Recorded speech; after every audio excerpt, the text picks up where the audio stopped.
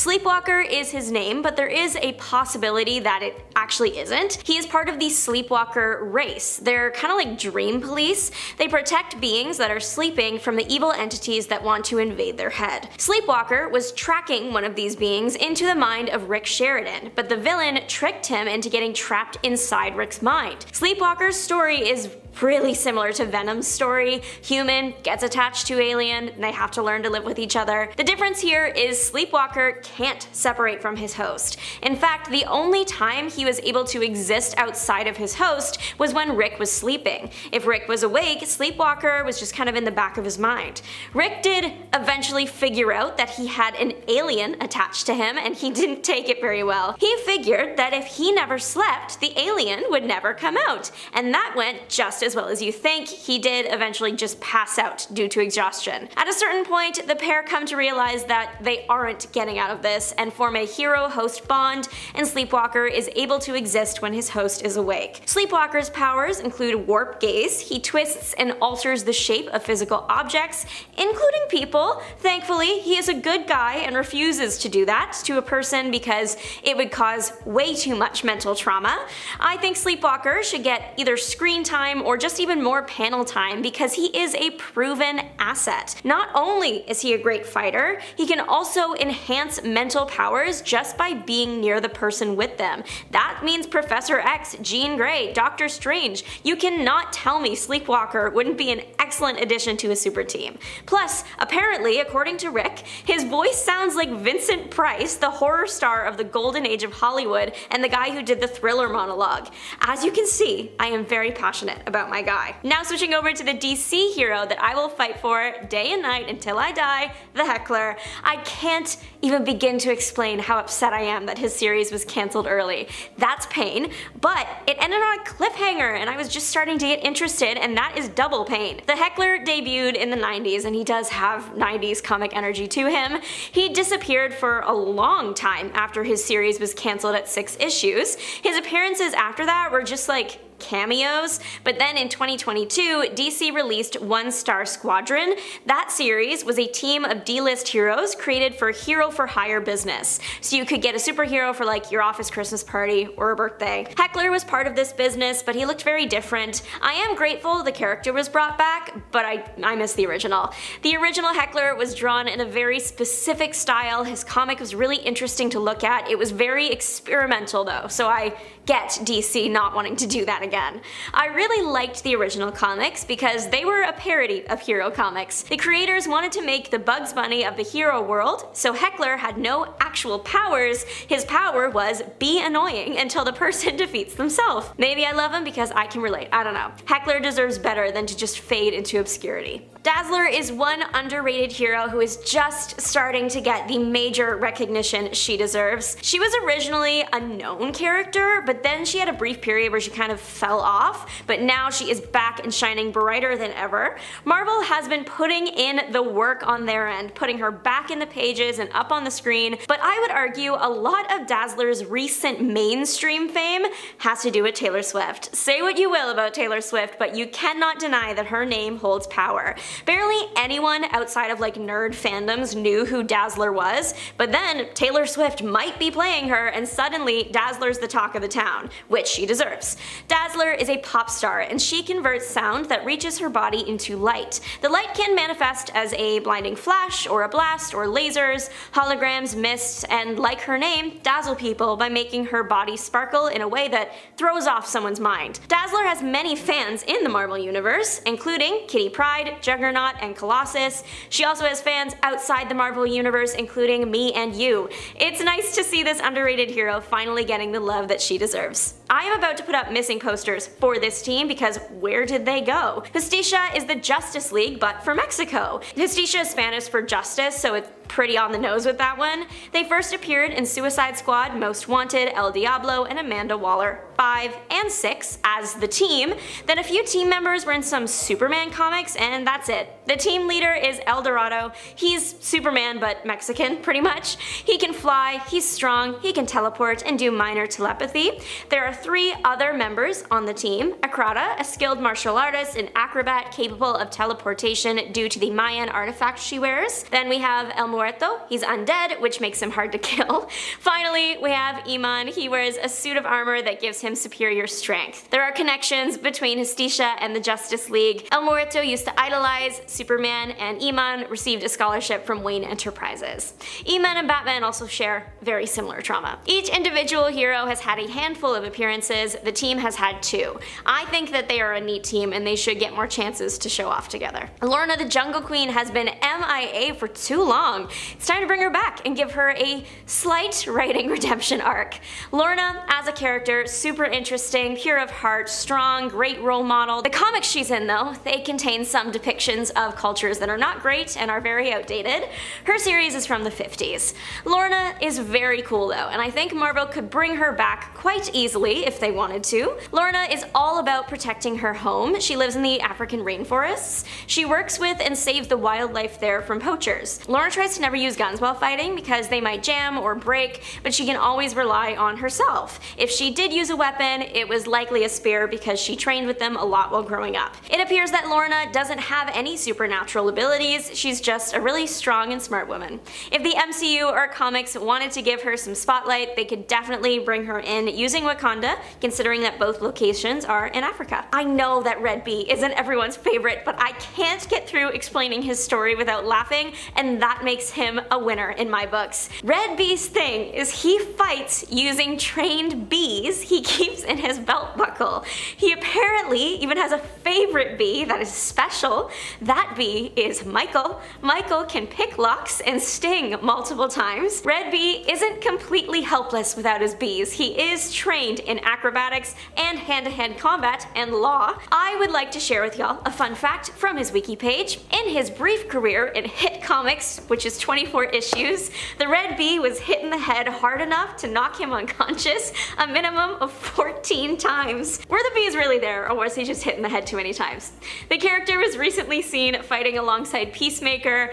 I hope that with all the parodies and spin-offs DC has been greenlighting, Red Bee finds himself in there somewhere. Moving into the movies though, the MCU, I think the Eternals deserve better. The concept of the Eternals is so interesting. The characters and their histories are so cool. They had such an incredible cast, but the movie fell flat for a lot of viewers. It has a 47% on Rotten Tomatoes right now, which is literally a tragedy. I was really looking forward to them, and it's my personal opinion that Eternals should have been a show. 1 episode per member of the team to properly explore their backstory and emotional weight in the conflict, instead of trying to force all of that into 2 hours and 40 minutes. I know this is a controversial topic, not saying the movie was a dumpster fire, but I think a show would have suited the team better. I would love to hear if you agree with me or not, so let me know your thoughts in the comments. To the person though who did comment on one of our past videos that Captain Comic is always forgotten, I see you, I hear you, and today we will remember him together.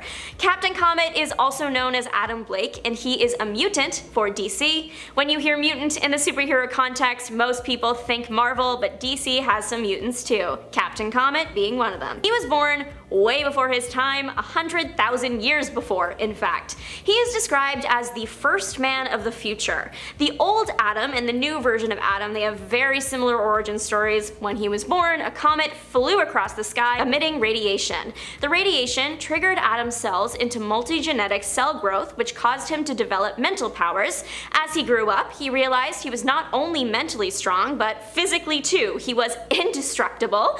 Other powers of his include telepathy, teleportation, poison immunity, telekinesis, clairvoyance, photographic memory, and he can just read people really well, know how much of a fight they will put up, how they're feeling at any given moment. Truly, this guy is a powerhouse that I would love to see more of. Marvel has quite a few cowboy characters at varying degrees of popularity, but Jim Gardley seems to be at the bottom of the pyramid despite being Marvel's first cowboy. Many think it was Two Gun Kid, but it was actually Jim, better known as Masked Raider. There are a few reasons why Jim has faded away from the cowboy spotlight, but the big one was his series wasn't as long as other Marvel cowboys, and he was active in the 1930s and 40s, With the internet, you can find and read the stories now, but imagine trying to track down Marvel Comics Volume 1, Issue 1 without the internet. Impossible task. So poor Jim faded into obscurity. The Masked Raider got his name because he wore the Eternity Mask to hide his identity. The Eternity Mask is not a toy. It gives the user cosmic equality. Whoever wears it is automatically equal in power to whoever they might fight. There is a catch though, the user can't have evil intentions. The mask also leads heroes to where they are needed, sometimes preventing problems before they start. The Masked Raider inspired a secret society that formed using his message of fighting the lawless and bringing justice to the oppressed, so that's his legacy in the comics. It's a shame that a character that was the first Marvel cowboy and the wielder of a pretty major magical artifact is barely remembered. I just recently discovered someone called Diamond Jack, and I haven't been able to stop thinking about him since. He sounds like one of the most powerful heroes DC has ever created, and yet they haven't really done anything with him since his short run in the 40s. Diamond Jack was once just a guy. Then he met an old magician who gave him a magical diamond capable of making its user physically strong and mentally beyond all ordinary mortals. Jack got the diamond as long as he promised to help people, and it really is just that easy. You too can become a superhero just by talking to your local magician. As Jack is a pretty sturdy guy, but average, the ring is where it's at. It can transform objects like projectiles into flowers, weapons to candy. He turned a witch's magic book into a recipe book titled 1000 Ways to Cook Spinach, so clearly he has a sense of humor. The ring can also create convincing illusions or even conjure a brand new physical object from thin air, like when he gave himself a sword or that time he created a parachute. Jack is shown to be pretty much unstoppable, so I would love to see him brought back and see if he would still be that powerful today, even when placed next to some of DC's current most powerful beings. When the amazing Captain Britain is sent to Earth 238, there are no heroes of any kind. What we come to learn is that a guy named Mad Jim Jaspers is the Prime Minister of England, and he has created a cyborg called the Fury that can adapt to anything to destroy all the superpowered beings on this Earth. But we are being delivered this information from inside of a teapot helicopter that is immensely bigger on the inside than it looks on the outside, with the room growing and characters appearing that are deceased or that resembled Alice in Wonderland characters. That's because Mad Jim Jaspers has the ability to warp reality, one of only a handful of characters who can do so. Eventually, when Earth 238's reality is completely destroyed, we're introduced to an Earth 616 reality, Mad Jim Jaspers, who is actually way more powerful than his 238 counterpart. When Captain Britain pays him a visit, Jim uses his powers to make Captain Britain believe he was dreaming and that he has woken up out of a coma. Jim then gets frustrated and wipes this entire reality clean to start fresh. He is eventually destroyed by the Fury cyborg that survived the 238 reality, who teleports Mad Jim to the empty 238 reality where there is no reality for Mad Jim Jaspers to warp, and the Fury cyborg destroys him. I think Marvel kinda realized that they created someone much too powerful and had a literal Deus Ex Machina wipe him out before you could do anything more. To quote a user on Quora, Kite Man has always been kind of a joke. Back when Kite Man appeared in Batman number 133, not even his creators Bill Finger and Dick Sprang took him seriously. Kite Man would just randomly show up in a story, stealing something or flying around or just the usual villain stuff, shouting his catchphrase, "Kite Man, hell yeah," before being effortlessly crushed by Batman or whoever else was around. He was pathetic, and that made him funny. Then along comes the war of jokes and riddles. The story is as much Kite Man's origin story as it is a Batman second year story. Basically, the Joker and the Riddler go to war. Enter Charlie Brown, a divorced loving father and lowly aerodynamics engineer who just so happens to have helped design the Joker's car. Riddler promptly exploited him as a spy before Batman did the same thing, and in the chaos of it all, Brown's son was tragically lost thanks to the Riddler. Riddler ended up poisoning the rope used to maneuver a kite that Brown and his son loved to play with, so in retaliation, Brown builds a costume and becomes a henchman for the Joker, taking on the identity of Kite Man to remind himself why he's even doing this. Now, Kite Man does eventually get some measure of justice, but that's his origin. He's a shattered man in a city that's taken everything from him, and now he's Kite Man, a literal joke. A pathetic joke whose existence is justified by the fact that it honors his son. He's not evil or crazy or even a criminal, he's just incredibly broken, and that is sad. But moving on from that, I feel like people don't realize just how dangerous the Absorbing Man from Marvel Comics can really be. Back in the day, that was certainly true, but with his inclusion in the more recent stories, particularly the Immortal Hulk, people have come to understand just how powerful the Absorbing Man is. His main power is the ability to absorb anything he has touched. There's practically no limit as to what he can absorb and take the attributes of. Glass, silk, water, a whole comet at one point, steel, paper, helium, cosmic energy from a cosmic cube, electricity, gamma energy, and even Thor's hammer Mjolnir. He's grown to the size of a skyscraper and has even absorbed and controlled the mind of the Hulk. Some of this stuff doesn't even make sense, and yet he did it. He's given the Hulk, Thor, the Sentry, and even Odin a run for their money. The main thing that holds him back is he's really just not that bright. That's it. If he ever got an above average intelligence, most of the Marvel superhero community would be absolutely done for. And that's what happened in the alternate universe Earth 997 when he absorbed Ultron's intelligence and could then store different absorption abilities for later use. Cameron Hodge was Warren Worthington III's childhood friend and college roommate, and he was absolutely in love with Warren Worthington. Hodge was a publicist at an advertising firm when Angel contacted him for help starting X Factor. Hodge was the one who suggested that X Factor pose as mutant hunters, which they did thinking it would be a good cover story. But Hodge was well aware that this would increase hostility towards mutants, helped along by X Factor's national advertising campaign. He then captured and experimented on the mutant Richter in an effort to create a massive earthquake that could be blamed on mutants. He attempted to drive Cyclops insane, erasing all evidence of Cyclops' wife's existence and also creating a fake body for him to find. After Angel had his wings damaged in the mutant massacre and needed to get them amputated, Hodge then attempted to wipe out Warren in an explosion, after which he produced a will that left him in charge of Worthington Industries. Warren had been saved by Apocalypse, but when he returned, Hodge then captured, experimented on, and took the life of Candy Southern, Warren's longtime girlfriend, which is when Warren relieved him of his head. But during the events of Inferno, Hodge came back after making a deal with the demon Nastir that he would be given immortality in exchange for 13 children, and his crimes only got worse and worse over time, all with the motivation of him being basically in love with Warren Worthington, and yet no one really talks or knows about him. Hugo Strange is one of Batman's best villains, and the opponent Batman calls, quote, the most dangerous man in the world. Yet, a lot of comic book fans aren't even familiar with him, which is really odd because he's been in some of the greatest Batman stories of all time and is one of Batman's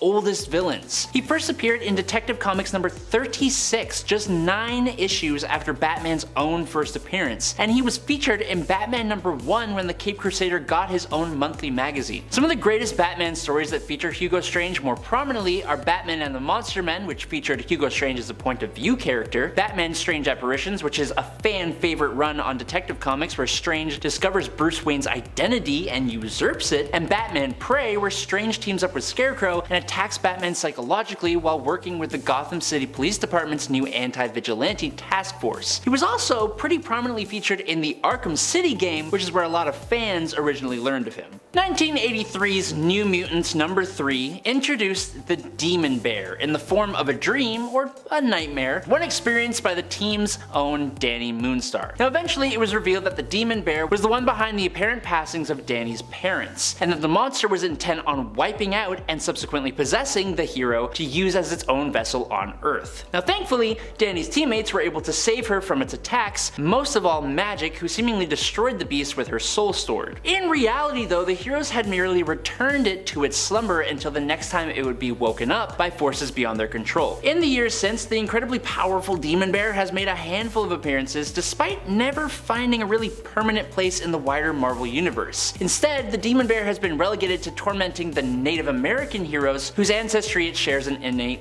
connection to. Every other appearance of this demon has proved to be life-changing to those caught in its path, but again, it's just kind of fallen to the wayside. Able to copy the knowledge, skills, and powers of every individual within a certain range of him, the mutant villain and sometimes hero known as Mimic has shown the ability to manifest a bunch of powers at the same time, and since he also absorbs knowledge, he can immediately use those copied powers with the same skill as the original owner. He is a super cool character, and over time he permanently gained the ability to use the powers of all the original X-Men. He had Angel's wings, Beast's super strength and super agility, Cyclops' optic blasts, Iceman's cryokinesis, and Jean Grey's initial limited telekinesis. He had the powers of an entire team, which makes him quite the handful when he was acting as a villain. But the fun thing is, Mimic has danced around from villain to hero, back to villain, even leading superhero teams. He has been featured in a lot of X-Men and mutant related stories, and yet for me, he always seemed like a bit of a side character. I just think he could really cause a huge amount of trouble. Over his time, he has used the powers of Professor X, Wolverine, Cable,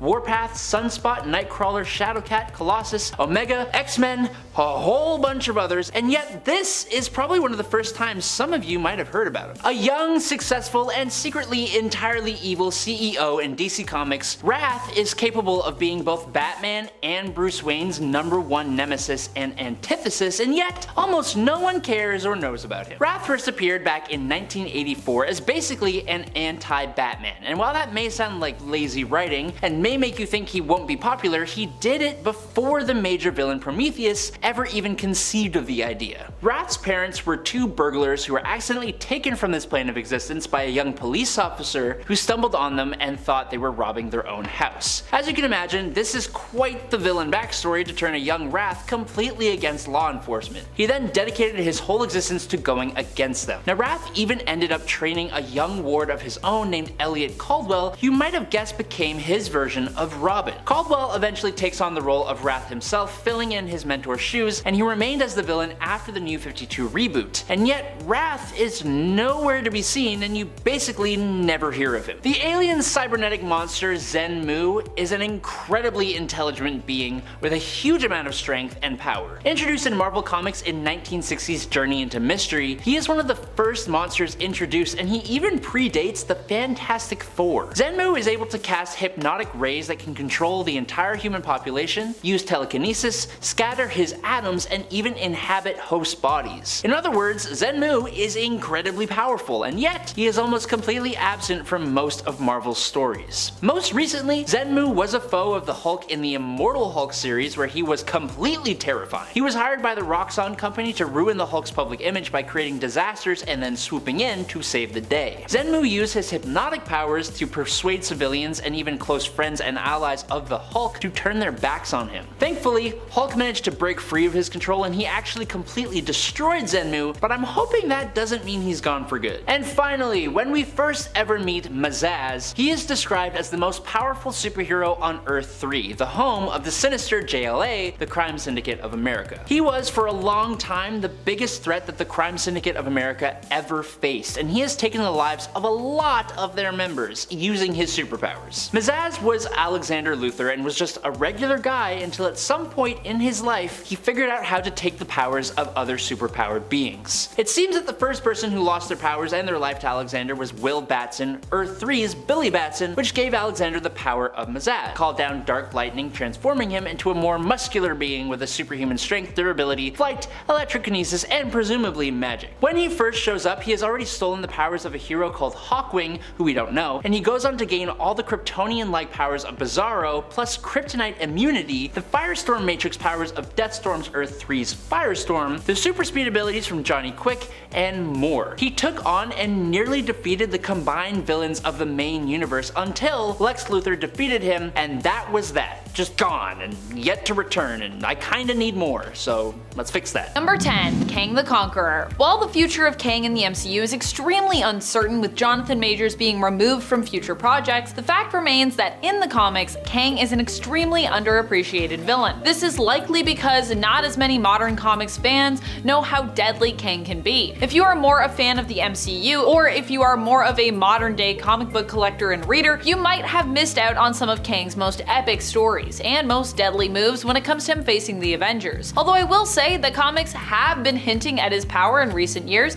if you know where to look. Kang is typically an Avengers villain. While he might look ridiculous on paper, many of us comic book fans know to respect him, as Kang is a master of time who has defeated an insane number of Avengers across the multiverse. I'm not as worried for the character's future in the MCU, because the other cool thing about Kang is that he's a time traveler, and as a result, he has many different looks and identities through the years. So it's possible that he could actually be anyone hiding in disguise, laying in wait for the right moment to reveal himself and strike. And friends, before we move on to our next spot on this list, if you love what we do here at Top 10 Nerd, why not show us you love us by clicking that like button. Number 9. The Lizard. The Lizard is a villain who often gets overlooked when it comes to Spider-Man fans. Why is this? Because not many people know just how dark and deadly the Lizard can be, and perhaps because the Lizard's alter ego, Curt Connors, is known for being a good man and a scientist. But that doesn't mean there isn't darkness lurking beneath the surface, even with as well-intentioned a man as Connors. And even without any potential darkness within Connors, the Lizard should be dark enough to persuade readers to be intimidated by him and respect him. You also have to think of how terrifying it must be for Connors' consciousness to exist within the Lizard when the creature is completely unleashed and fully in control. It's a complete lack of control in a way that is probably super terrifying for Curt. Number 8. Hunter in the Darkness. The Hunter in the Darkness is an interesting character, and one that honestly we do not talk enough about on Top 10 Nerd. And also super complex, to be honest. Villain, sometimes a bit of an anti-hero or an ally to heroes. While Wolverine did once free the werewolf-like being from a trap years ago, the Hunters still remain an adversary of Wolverine. It has been implied in the comics that there is a sense of camaraderie between the two at times. When we first met the Hunter in Darkness, it was made to seem like, and in fact some characters in the issue did think, that the Hunter was actually a more feral version of Logan. Number 7. Taskmaster. Everyone knows that Anthony Masters is insane when it comes to hand-to-hand combat. He has photographic reflexes, which allow him to learn any fight move or style just by observing or battling against someone, which makes him pretty hard to beat if you don't have some kind of crazy superpower set. Taskmaster might not be on anyone's A-list, but he sure has fought a ton of well-loved superheroes, including Moon Knight. Moon Knight himself doesn't have any crazy superpowers, but he does have a Batman-like ability to strike fear into the hearts of almost all of his opponents, no matter how skilled they are, which was really the only thing that made it possible for him to defeat Tony here. Number 6. Chameleon. Chameleon is definitely a hero who deserves more love and more respect, or at least more disdain if you love to hate the greatest villains. He was the first villain that Spider-Man ever faced in his own series. A lot of people don't think of shapeshifters or masters of disguise first when it comes to power levels, but the reality is someone who is really good at disguising themselves as other people can be one of the most deadly and unstoppable villains around. Look at what Mystique managed to do only a few years ago in X-Men's Inferno, or Chameleon in Devil's Reign. Not only is Chameleon great at creating chaos and hurting others by disguising himself as other people, but he also is pretty good at hatching his own plans as well. Number 5. Mystique. Mystique is someone who isn't particularly, or at least outwardly, powerful when it comes to what she's capable of and her power set, and for this reason many people have taken to underestimating her abilities. Here's why I would advise against that. 2021's Inferno issue number 4. In the Inferno series, it's revealed that while Mystique tried to play by Krakoa's rules, when she learned she wasn't going to get what she wanted from Magneto and Professor X, no matter what she did in the name of the Mutant Nation, she decided to take matters into her own hands, as Mystique so often does. I mean, that's why we love her, right? Disguising herself as many different people, she was able to easily ensure that Destiny was in fact resurrected, against the wishes of the heads of the Quiet Council. She also put into motion plans to make sure that Destiny would garner a spot on the Quiet Council,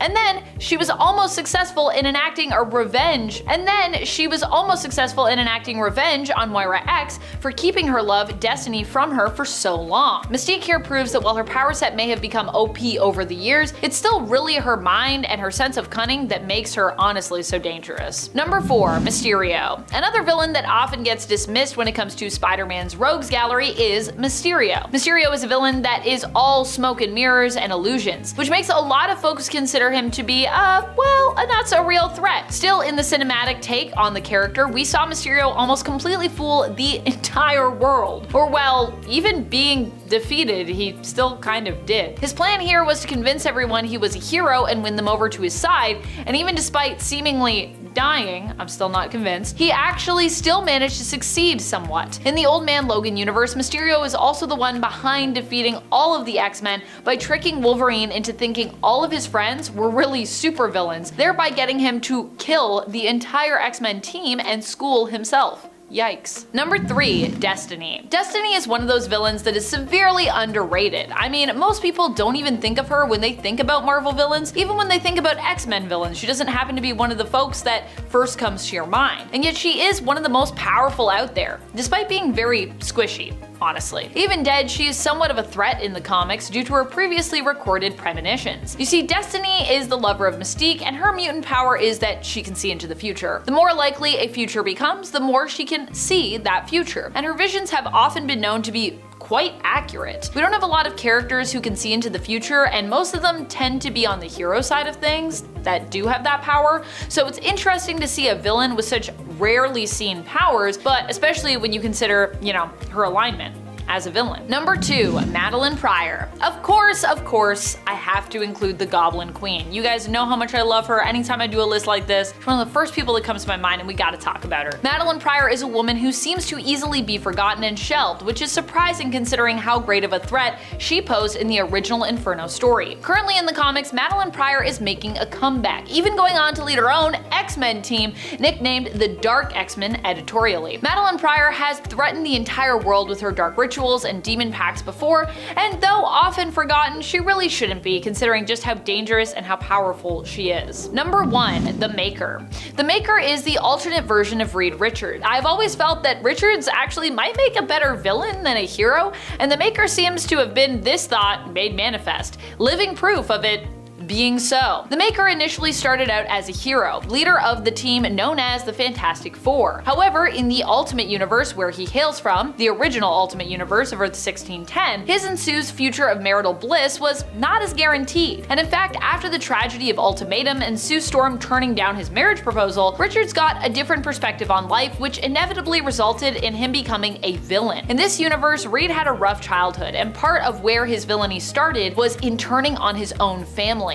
A family that had honestly mistreated him for years. Yeah, in this reality, Reed commits patricide and matricide to get back at his parents. And that's just the beginning of his story as a villain. Extremely counter to his Earth 616 alternate. Is Rogol Zaar. Rogol Zaar? I don't know. To call this freaky alien dude a heavy hitter is a vast understatement. He's this intergalactic mercenary who's not here to play games. What sets him apart is his intense hatred for Kryptonians. He's got this burning grudge against them, and he won't stop until he wipes out everything related to Krypton, which is already pretty harsh. I mean, their whole planet was blown to smithereens, but that wasn't enough for this guy. And so, he's dedicated his life to traversing the cosmos, hunting down the few Kryptonians who've managed to survive. So picture this, when he first showed up, he took on Superman and Supergirl at the same time, and they had to pull out all the stops, not even beating him with their powers, but instead relying on this gadget called the Phantom Zone Projector, just to get the upper hand. And let me tell you, it was not an easy feat to get this guy down. But here's where it gets even crazier. After that, he breaks out with a whole bunch of criminals and jumps back into action, attacking Superman, Supergirl, and General Zod, and even John Kent all at once. Now, folks, you'd be pretty stupid not to put him in your top villain list. But you gotta admit, taking on these big name heroes all at the same time, some seriously impressive stuff, and it's something that doesn't get enough credit. At number 9, Chari Badiz. I don't know. This dude, He's one of those DC villains who doesn't hog the spotlight, probably on account of his horrible name. Now, in Aquaman's world of foes, where Black Manta and Ocean Master usually steal the show, this dude enters the scene and is a real troublemaker. What's cool, or should I say twistedly impressive, is his partnership with Silica. These two were like a villainous power couple causing mayhem, but things got seriously out of hand when this dude went full rogue. After Scylla kicked the bucket, he went all in on Aquaman.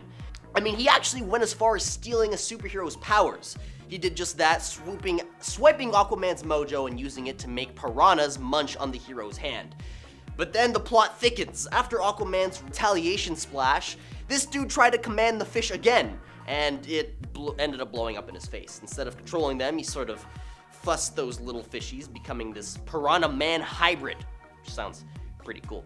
Now, he gained underwater skills and beefed up muscles, but compared to his hand-eating shenanigans, it was going from a blockbuster to a B-movie, let's just put it that way. If you're enjoying this video so far, please support the channel by pressing like, subscribing to Top 10 Nerd, and ringing that notification bell. At number 8 is Prometheus.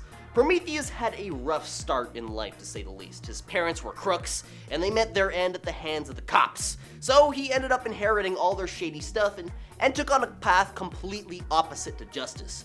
What sets Prometheus apart is his brain power. He's like a dark reflection of Batman.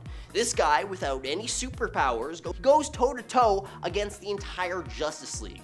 He's got these plans, like a villainous playbook on how to take down each member of the Justice League, and he actually almost pulled it off. Yeah, he single-handedly took down the big guns of the JLA, one hero at a time. The craziest part was how he hacked into their super secret Watchtower computers, which nearly led to the defeat of the most powerful superhero team on Earth, which takes some serious smarts and guts. And this was just his very first strike against the Justice League, so that's seriously a wake-up call for anybody who underestimated this cunning evil genius. At number 7 is Extant, I think. Alright, picture this bad guy as a sort of behind-the-scenes baddie pulling the strings and causing chaos. He started off as Monarch, which is already a big deal in the villain world, but then he teamed up with Parallax, got himself some time-traveling powers, and decided to tinker with the multiverse. Pretty intense. Now, when Extant clashed with the Justice Society of America, it was like watching a showdown between a bulldozer and a sandcastle. He didn't just defeat them, he practically wiped the floor with these seasoned heroes. Some he aged up, while others he straight out just knocked them out. But the Justice Society of America didn't back down. They regrouped, got their act together, and eventually took Extant down. However, this initial attack was a real showstopper. It's like he made an entrance nobody could forget, a real shock to the superhero community. He might not always come out on top, but his impact is seriously unforgettable. At number 6 is Dr. Sivana. When it comes to the DC Universe's Rogues Gallery, there are some villains that get all the spotlight, while others get basically none. Take Dr. Sivana, for instance. He is to Shazam what Lex Luthor is to Superman. Just as evil and brainy as Lex Luthor, but without the fame, riz, or notoriety. But when it comes to mad scientists in comics, this guy is the OG. He's got the super incredible knack for scheming up and executing diabolical plans with brain power alone. But here's the thing, not many of his recent comics give him the chance to truly shine. That is, until the Multiversity Thunderworld Adventures comic. So in this epic scene, Sivana and his multiverse clones gang up and storm the Rock of Eternity. Now, the Rock of Eternity isn't your average hangout. It's a spot where the big shot wizard hangs out. And Sivana pulls a bold move and actually manages to lock up the wizard. Not stopping there, he decks out his own offspring with the powers similar to Shazam's crew, making it a superhero headache to stop him. I mean, just think about it, imprisoning a magical heavyweight and then turning your spawn into superpowered versions of themselves? Some next level supervillain stuff right there. So even if Dr. Sivana isn't grabbing headlines, don't underestimate the brilliance of this wicked mind in the DC baddie lineup. At number 5 is Vandal Savage. He's like a solid B-list villain in the DC world. Like, he's been around, tangled with superheroes, but somehow hasn't hit the big leagues yet. But don't write him off just yet. Check out his 853rd century version of himself in this storyline called DC 1 Million. Savage really amps up his game, buddying up with Solaris, the Tyrant's son, aiming to take down the Justice League of America across time and space. And guess what Savage actually pulled off? He did this crazy thing where he swapped the future team with the present one, almost spelling doom for both sides playing with time like that. But ultimately, Savage's pride got the better of him. In a classic karma strike, he got zapped back to a nuclear attack set off in the past, which, that's tough. At number 4 is Mordru. Mordru, the Sorcerer Supreme equivalent in DC's villain catalog, is a heavyweight in the magical corner of the DC universe. Like, his home planet is literally known as Sorcerer's World, the universal center of all magic, so you could guess he's pretty magical. He didn't just pop up once, he made a grand entrance by throwing down with the Legion of Superheroes way off in the future. Sneaky as they come, he even managed to sneak back into the past without anybody batting an eye. Now, when he crossed paths with the Justice Society of America, things went from zero to chaos in a flash. The heroes managed to trap him in a Dr. Fate amulet, thinking that they'd sorted it all out, but that was all according to Mordru's big plan. He flipped the script, snagged the power of Fate, and teamed up with Eclipso and Obsidian. They took over Earth, casting the world into a near-constant eclipse. At number 3 is Mr. Freeze. Mr. Freeze, initially known as Dr. Victor Fries, or Mr. Zero, started off as a typical icy antagonist in the world of comic books. But let me tell you, his story took a wild turn in 1992 with that Batman the Animated Series episode called Heart of Ice. Before that, he was just a goofy, run-of-the-mill baddie chilling in the background of Batman's world. But then, something magical happened. The animated series reimagined Mr. Freeze, giving him depth we've never seen before. His super awesome deep voice that was really haunting and really made you feel his pain. Suddenly Freeze wasn't just freezing Gotham, he was a guy wrecked by sadness and revenge. The core of his story revolved around his wife Nora. Freeze was desperately trying to save her from a terminal illness, but corporate greed and tragic lab accident with cryogenic stuff turned him into an icy guy who can't survive outside of his suit. But then things got really icy in a bad way. In the live-action movie called Batman and Robin, remember Arnold Schwarzenegger as Mr. Freeze? Yeah, that one's with all the cold puns like chill out and nice to meet you. Yeah, it was super goofy that turned Freeze into a walking joke. Well, unfortunately, that's what many folks still remember him as to this day. But in the comics, Freeze stayed close to the series version from the animated series until New 52 shook things up. Scott Snyder took Freeze in a different direction, making Freeze way less sympathetic by altering his reality. Suddenly, Nora wasn't his wife anymore, just some girl with a made-up illness. And the guy who pulled the plug on his research, surprise, surprise, it was none other than Bruce Wayne himself, which was a twist that made everybody involved look a lot less likable. So while some chop him up to just a dude with a freeze ray, he's actually way cooler than that. Haha. At number 2 is Zoom. Zoom, aka Hunter Zolomon, was like a rival to Wally West, much like how Reverse Flash, aka Eobard Thawne, is the rival to Barry Allen. In fact, a lot of the same themes from the Barry Allen story are reintroduced here. Zolomon used to be a regular FBI guy, but things took a wild turn when he tried to use the cosmic treadmill to fix up the past, which granted him these epic time-traveling powers. Now, Zolomon had this whole beef with Wally West, the fastest Flash, mind you. He wanted Wally to help him out with his time travel troubles, but when Wally West said no, things went haywire. Zolomon went all in, donning the Reverse Flash-style threads and took on the name Zoom, completely inspired by Eobard's Professor Zoom. Zoom's deal was trying to wreck everything the Flash ever stood for through deception and murder, which twistedly culminated in Zoom's plan to make West a better hero by causing him a life full of tragedies. Now, what's mind-blowing is that Zoom managed to outspeed Wally West, who's the fastest Flash among Flashes. Imagine beating the fastest guy around, like that's no small feat. To take Zoom down, Wally had to dig deep and pull out all the stops, but despite the incredible feat, Zoom just doesn't quite get the recognition he deserves. Barry Allen's return and the rise of the Reverse Flash kinda stole Zoom's thunder, even though Zoom managed to outpace the top-tier Flash, and that's no small accomplishment. And at number 1 is Hush. Meet Hush, also known as Thomas Elliot. This dude is not your average villain. He's not a Joker or Penguin per se, but he's got the cunning, the smarts, and he's a worthy adversary of the Caped Crusader, to say the least. Thomas Elliot, a childhood buddy of Bruce Wayne, grows up to become this hotshot neurosurgeon. But behind that successful facade lies a guy who blames Bruce's dad, Thomas Wayne, for messing up his life by saving his mom. That grudge transforms him into Hush, a master manipulator with a bone to pick with Batman. Now what's fascinating is how he plays the long game, standing out with his intricate and calculated strategies to take down Batman. What's even more impressive is the fact that he managed to outsmart the Dark Knight himself, which is not an easy task. Now what's cool about Hush is that he's not just the run-of-the-mill villain. I mean, sure, he's got dual pew-pews, which is pretty impressive, and he drops quotes from Aristotle, adding to this whole sophisticated vibe to his character. But what's really fascinating is how he challenges Batman on an intellectual level.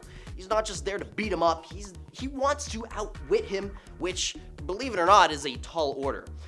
Now the thing is, even though he's not as famous as some other Gotham villains, Hush managed to give Batman a run for his money, which is a super big deal. Like, imagine going toe-to-toe with the smartest kid in class and almost acing the test. That's Hush for you. He's underrated but seriously impressive in his own right. At number 10, it's kind of obvious, Aquaman. One might overlook the depths of appreciation for Aquaman within the Justice League. Sure, his capability to communicate with marine life might seem pretty niche, but let's reel in the bigger picture. The oceans cover about 70% of our planet, harboring uncharted territories and mysteries. Aquaman isn't just some guy who talks to fish. He's the bridge between those two worlds, a literal middle ground between humanity and the mysterious deep. His trident isn't just a fancy fork, you guys. It controls tides, wields immense power, and symbolizes authority. I mean, just think about it. The Justice League isn't just about battling supervillains, it's also about safeguarding Earth's entire spectrum, both above and below the waves. So perhaps it's finally time we give Aquaman the recognition he deserves for his role as an unsung guardian of not just our cities, but also our oceans. If you're enjoying the video so far, you can support the channel by pressing like, subscribing to Top 10 Nerd, and ringing that notification bell. I really appreciate it. At number 9, Dr. Light. Dr. Light, no, not the villainous one. We're shining a light on Kimiyo Hoshi, the heroic version. During Crisis on Infinite Earths, Hoshi got a cosmic power-up courtesy of the Monitor. But she didn't just twiddle her thumbs after that. Oh no, she actually joined forces with John Kent's League. Fast forward to a mission with Damian Wayne where her true potential ignited. She latched onto her powers like a life buoy in the Sea of Trouble, seizing the Great Darkness's link to the Dark Army. And using her cosmic juju, she was able to keep the wonky multiverse in check. Like, imagine the multiverse like a Jenga tower on a shaky table. That's Dark Crisis for you. But thanks to Dr. Light's intervention, that tower stood up tall.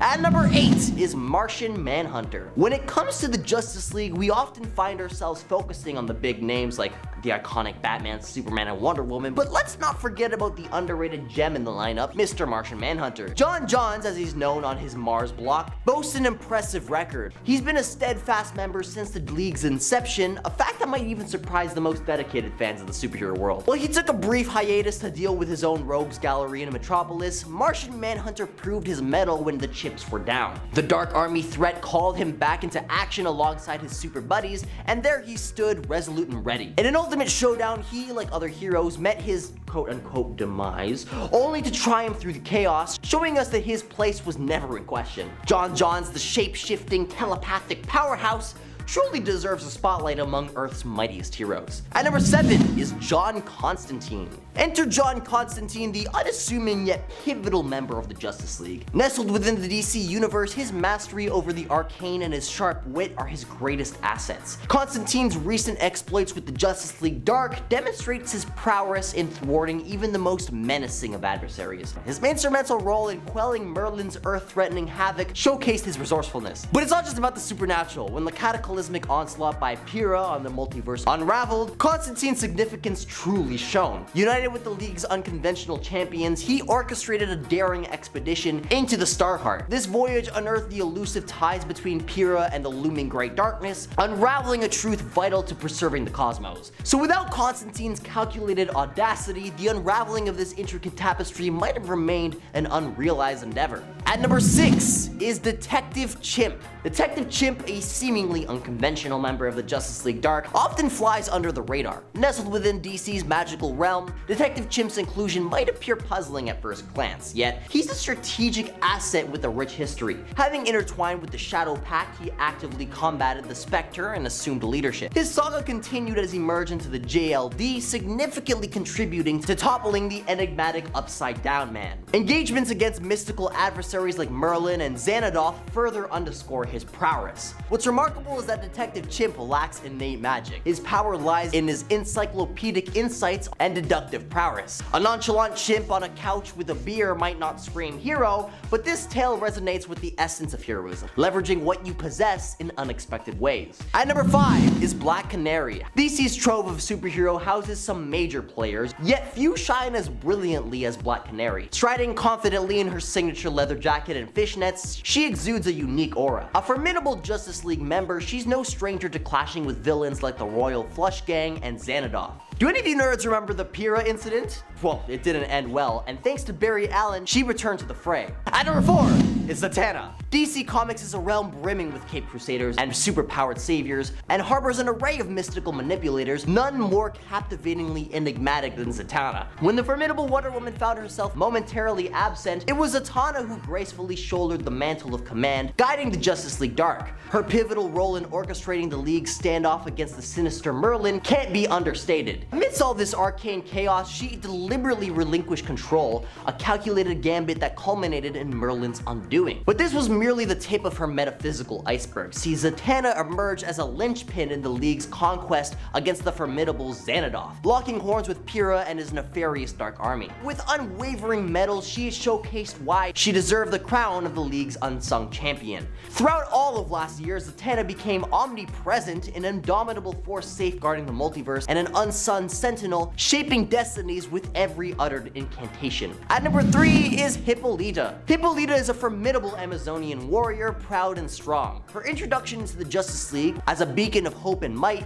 was anticipated by many. But alas, the anticipation doesn't always translate into reality. You see, Hippolyta's presence within the League remained akin to a whisper in the tempest, overshadowed by the cosmic machinations of Perpetua and the enigmatic Batman who laughs. But fear not, for every star has its moment to gleam. Enter Wonder Woman Historia, a tapestry woven in the loom of imagination. Within its pages, Hippolyta emerges not as a mere figure in the background, but as a central force. We traverse her ancient battles, her defiance against mighty Zeus, and her valiant struggle to emancipate women from their tormentors. In this alternate avenue, Hippolyta illuminates the narrative with deserved radiance, proving that even obscured stars can blaze anew. At number 2 is Wonder Woman. Wonder Woman, a symbol of strength and justice who has been a cornerstone of the Justice League, yet her pivotal role often goes unnoticed. In 2022, her journey across the multiverse and involvement in the trial of the Amazons showcased her resilience. Stepping back from leading the Justice League Dark, she aided both the leagues against the formidable Xanadoth, and notably,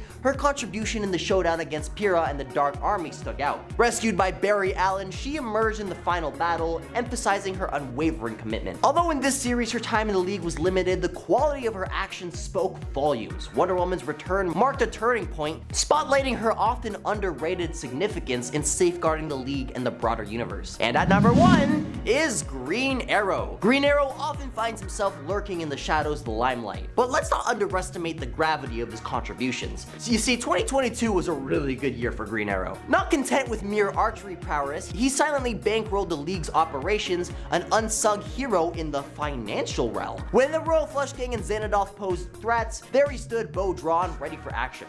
His devotion went beyond the battlefield. When Black Canary was summoned to the Hall of Heroes, uninvited was he, yet a resolute in companionship. Pyrrha's ominous Dark Army meets its match, and eventually Pyrrha's ominous Dark Army met its match as the battle ensued. Yet it was Green Arrow's sacrifice that tipped the scales, obliterating Pyrrha's machinery and securing triumph. It just goes to show that superhuman strength isn't always about flashy costumes and booming catchphrases, so the next time you find yourself pondering the capabilities of these unsung heroes, let's remember that sometimes it's the quieter, less celebrated members who possess astonishing abilities beyond what meets the eye. And as we continue to unravel the mysteries of the superhero world, let's always keep that sense of wonder alive, because you never know what incredible feats might be lurking just around the corner, ready to amaze us. And at number 10 is Lifeguard. Lifeguard, or Heather Cameron, arguably has one of the most useful mutant powers possible. Her ability is called Danger Detection Response, and basically what it means is that she can detect danger to her or others' lives in her vicinity, and she can literally evolve whatever powers are necessary for her to stop those lives from being lost. She can gain more than one power at a time, and and is able to control said power after just a few seconds. It also seems to be kind of limitless in what she can do. Her situation biomorphic adaptations have taken the form of growing wings for flight, extra arms for carrying, and super strength, her skin turning into a sort of golden metallic super awesome armor, gills for underwater breathing with her legs even turning into a fishtail for better swimming ability, as well as her simply upping her strength level from normal to superhuman. It's almost too fitting that she was an actual lifeguard before her powers emerged, because she's a literal lifesaver. Number 9. Mantis. Mantis actually got her start in comics when she used her abilities to reform Swordsman or Jacques Duquesne, which actually got her into the Avengers. Mantis's powers and abilities are more than what you may have gathered from her film counterpart. Mantis has complete control over her body, which in turn gives her peak human agility, the ability to accelerate healing through force of will, and an empathic nature enabling her to communicate telepathically with and sense the emotions of others as psychic vibrations. She can also control her heart and respiratory rate and blood flow. Her mastery of the Kotati priest's martial arts, which focuses on the manipulation of nerve endings and pressure points, has enabled her to knock out beings as powerful as Thor, and her telepathic and empathic abilities are improved upon thanks to the 2 antennae she has coming out of her head. Right here. She doesn't stop there though. Mantis also gained abilities when she merged with the Kotati, such as being able to communicate with both plants and animals and survive in space in a physically solid energy form. She can transfer herself from plant life to plant life across interstellar distances or dimensions, creating a new body from the plant life wherever she ends up. She can transmit and receive telepathic impressions, she has precognitive powers, and more recently she can fire powerful pyrokinetic energy blasts, form energy shields, communicate directly with cosmic beings like eternity and death, and completely control her personal energies as well as her physical form. All this to say, don't sleep on Mantis. Number 8. Sage. Sage is a super genius with a brain more powerful than any computer in the world, granting her perfect memory and rapid analytical abilities. She can come up with the perfect plan in an instant, learn just about any skill without having to practice, remember everything she's ever experienced, perform multiple tasks at once by allocating a partition of her brain to each task, and thanks to training with Professor X, she can engage in telepathy. Her telepathic abilities specifically allow her to detect minds and read them, project thoughts, astral projection, cast realistic mental illusions, and she even has a kind of psionic defense unique to her called her firewall. But it doesn't even stop there, as Sage even has some biokinetic abilities as well, including reading another mutant or person's genetic code and DNA, being able to literally see who someone's related to, jumpstarting latent or enhancing current mutant abilities, and has complete control over her physical body, being able to expel nanobots from her body by controlling her immune system, almost like highly advanced antivirus. She needs more time in the spotlight, just like Mantis. Number 7. The Living Swarm. Okay, so there are a few characters out there in comics who can turn into or are made up of things different from you and I. One of the more interesting of those things would be bugs. Characters like Marvel's Swarm, who's made up of a huge number of bees, or Spider-Man and Carl King, who are literally thousands of super spiders who take on the form of a human being. It may be the stuff of nightmares to a lot of us, but the ways in which this ability comes in handy are kind of incredible. Obviously, having a form that can split apart or move to take on different shapes is incredibly useful for getting into places you're not supposed to be, turning yourself into useful items, being basically intangible, or being able to terrify pretty much anyone. But for Carl King and Spider-Man specifically, their consciousness is actually spread throughout the swarm, allowing them to achieve a kind of rudimentary form of possibly immortality, as only one single spider needs to survive for the entire swarm to be remade and just carry on living. Swarm, being made up of thousands of bees, can even fly through the air, and his powers allow him to control other bees to add to his swarm and grow to bigger sizes. The only real issues would come in the form of bug spray and insecticides, but at that point you can't really do much, so there you go. Number 6. Cartoon Physics. This ability is definitely a unique one, and one not used too often, and for an understandable reason. It is basically unbeatable. Characters like Batmite and Mr. Mxyzptlk, Captain Carrot and the Zoo Crew from DC Comics, and Deadpool, Impossible Man, and Spider-Ham from Marvel Comics all have some kind of varying degree of this power, not to mention the completely insane character of the Mask. It's hard to explain exactly how this power works or what it even technically is. For someone like Spider-Ham, for example, he's able to become more cartoonish cartoony, the more danger he's in, which kind of lets him and others like him just take a hell of a lot more punishment without being hurt too badly. Characters like Batmite and Mr. Mxyzptlk actually just completely warp reality, usually in comical and cartoonish ways. Like I said, it's all hard to properly explain, but these characters can creatively turn almost anything into a weapon, they can eat an ungodly amount of anything, detach their body parts, spin like tornadoes, create traps and allies out of what looks like ink, they can deflate or inflate, they can manipulate the weather based on their emotions, talk to animals, be talking animals, have a great sense of humor, and almost always they break the fourth wall. Actually, being aware of the fact that the character is actually in a comic book is usually a good indication that they have some kind of cartoon physics abilities. And if you really think about it, this ability kind of gives these characters a kind of godhood in comic books. Number 5, living sand. Sand.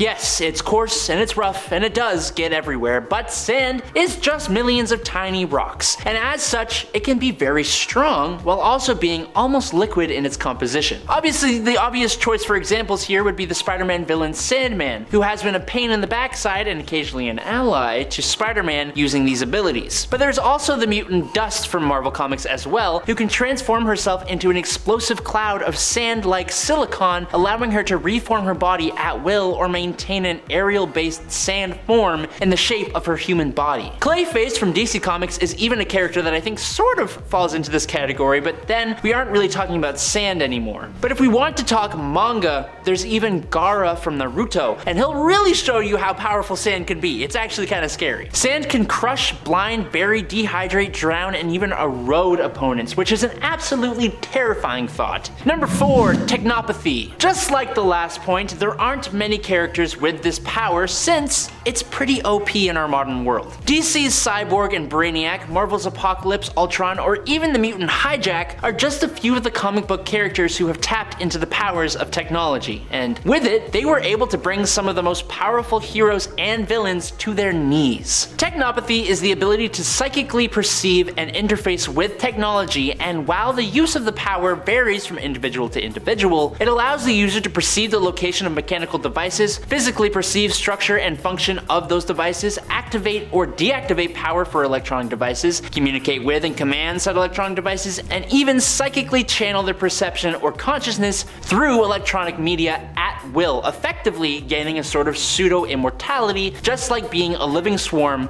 or being living sand. With the world becoming more and more technologically dependent, this ability just gets more and more useful. Number 3, Forge. Forge has been an important member of the X-Men and mutant community for a long time, but for some reason he always seems kind of unused to me. He's almost like the X-Men's version of Q from James Bond, but not really. His mutant ability is that he is an intuitive genius. He can visually perceive mechanical energy, quote unquote, in action. Like, he can just understand how something works by looking at it, as easily as breathing. This power allows Forge to instinctively know and understand the potential and functional operations of any machine or technology device in his visual range. A skill that, combined with his natural intelligence, allows him to conceive, design, and build mechanical devices and operate, modify, and disassemble existing technology or create countermeasures for it. It's almost hard to explain how this power is a power, but it is. It's allowed him to subconsciously invent and construct something where someone else would have to actually think about it, design it, and then create it. He's been able to just make it and then deconstruct it later to figure out how to improve it. He's created cybernetic systems, sophisticated holograms, and elaborate computer and fiber optic systems, as well as time travel devices. His potential is vast, and that's before you take his magical affinity into account. Number 2, stretching.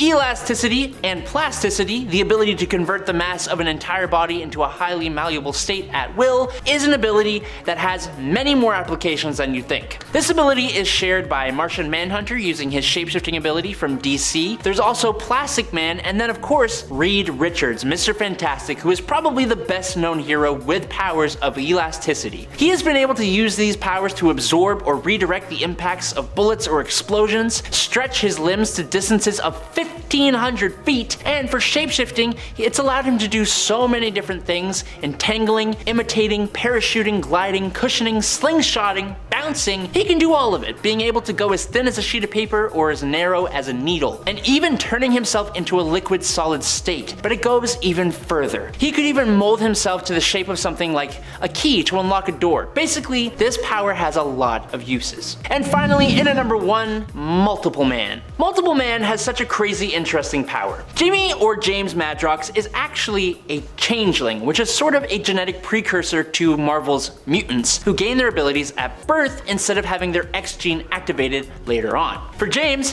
his power is that of duplication. He can duplicate himself multiple times upon impact, and each of his dupes can create one single dupe of their own. One of the real benefits of this power is that the Prime Madrox will retain any memories of his dupe's experiences. So, let's say you had to read like 10 books in a week. Well, you could have like 10 dupes all read one book each, or you could have like 20 dupes each read half a book. And then when they re-merge with you, you have all of their memories of each book that they just read. Multiple Man is like an information gathering powerhouse, but he can also use the ability to learn skills. Like, one of his dupes trained as a Shaolin monk and trained in meditation. One was trained as an EMT. One audited an autonomy class for like 6 months. One passed the New York bar exam, and one claimed to be the world's greatest detective. Stuff like that. In his self-titled comic from 2018, he even goes into a future world that is completely ruled by Magi, which is the plural for James's dupes. I'd love to see his potential shown in the MCU or something, but he's just kinda so underrated that I don't think it would happen.